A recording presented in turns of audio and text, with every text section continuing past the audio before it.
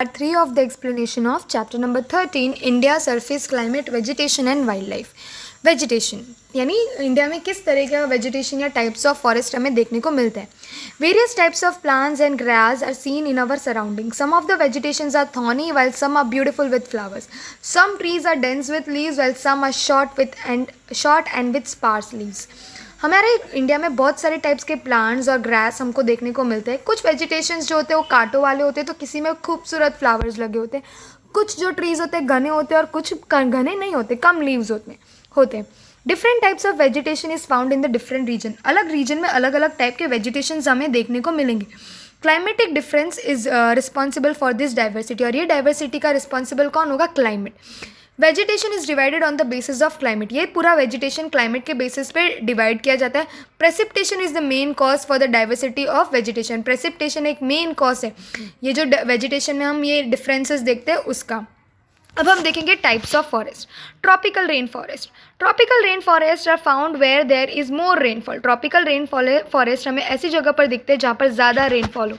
The trees of this forest are so dense think that the sun rays can not reach the surface.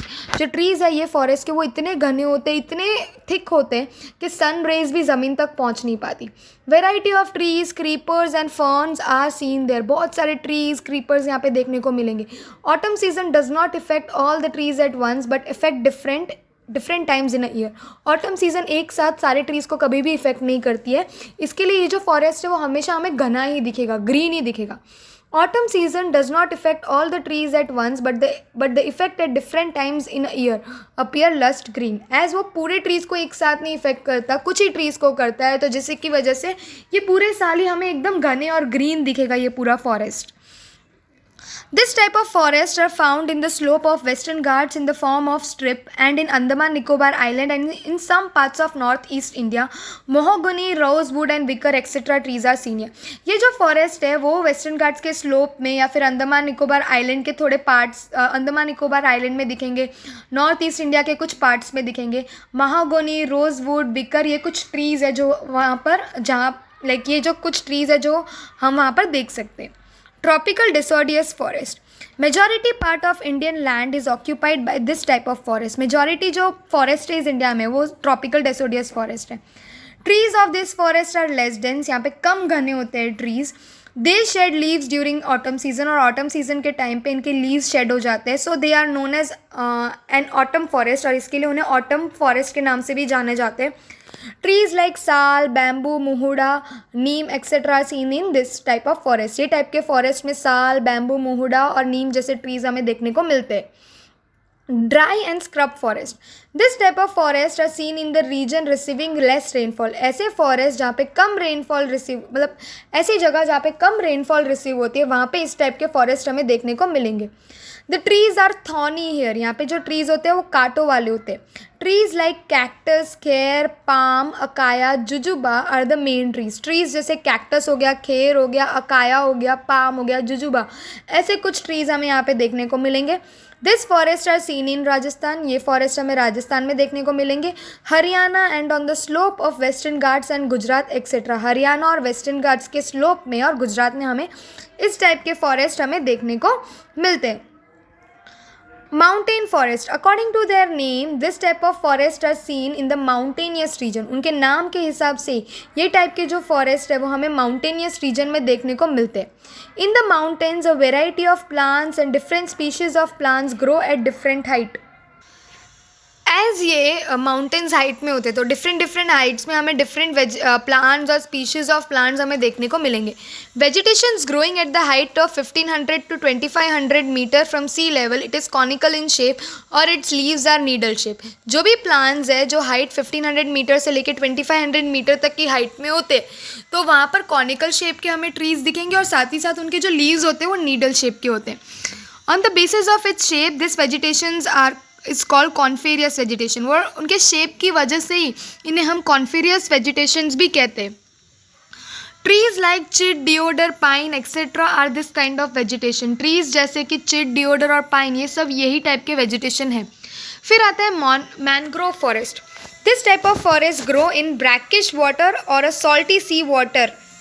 ये जो type का forest है वो salty water में, सी के पानी में ये टाइप का फॉरेस्ट होता है.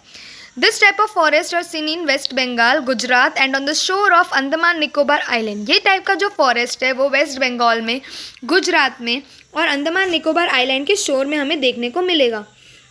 Sundarban in the delta region of Ganga has this type of forest. जो सुंदरवन है गंगा के डेल्टा रीजन में, वहाँ पे हमें इस टाइप के फॉरेस्ट देखने को मिलेंगे. This name has been taken from the tree named Sundari. और ये जो नाम है वो एक ट्री सुंदरी करके उसके नाम से लिया गया है. Chair trees are seen in forest along the coastal region of Gujarat. और चेयर ट्री है जो गुजरात के कोस्टल रीजन में दिखे गए, जिसे हम फ्यूल की तरह यूज़ करते हैं. वहाँ के जो लोकल लोग हैं वो उसे फ्यूल की तरह यूज़ करते हैं. Importance of forest. Our various wants are fulfilled by forest. हमारे बहुत सारे जो नीड्स है वो फॉरेस्ट फुलफिल करते हैं.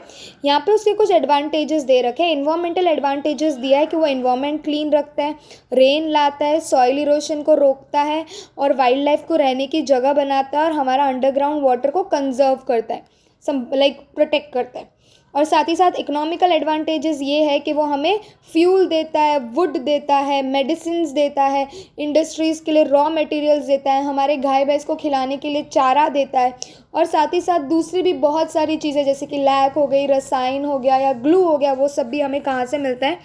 फॉरेस्ट से ही मिलता है. Variety of wildlife reside in the forest of our country. This include mammals, creatures, aquatic animals, amphibians, insects, reptiles, bugs, etc. बहुत सारे टाइप के वाइल्ड लाइफ हमारे कंट्री के फॉरेस्ट में रहती है. इसके अंदर मैमल्स भी आ गए, बर्ड्स भी आ गए, एक्वेटिक यानी पानी में रहने वाले एनिमल्स, एम्फीबियंस यानी ज़मीन और पानी दोनों में रहने वाले एनिमल्स, सारे ही कुछ इंक्लूड हो गए.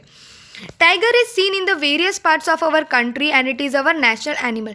टाइगर हमारे कंट्री के बहुत सारे पार्ट्स में हमें देखने को मिलेगा और वो हमारे कंट्री का नेशनल एनिमल है.